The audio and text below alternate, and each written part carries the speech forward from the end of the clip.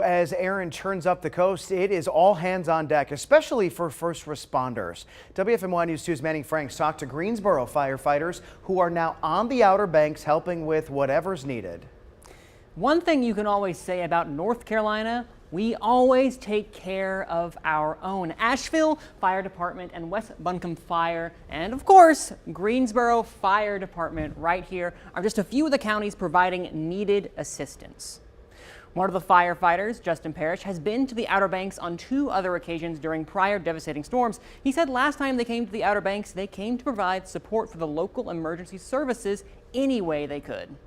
We went to the island of Ocracoke, and we started off our first day there really like a humanitarian, just passing out supplies to the locals, and just really trying to support all the responders that live in that area, because it's their homes and families that have been affected. So we don't ever want to create more of a burden. We just want to try to help lighten the load.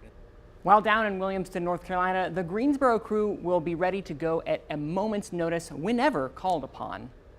Whether it is structural collapses or just humanitarian, or if it is water related, we're just here ready. We're still training, checking and double checking all our gear, personnel, make sure all our needs are ready. So when we hit the ground, we're there and we're ready to tackle any situation we come into.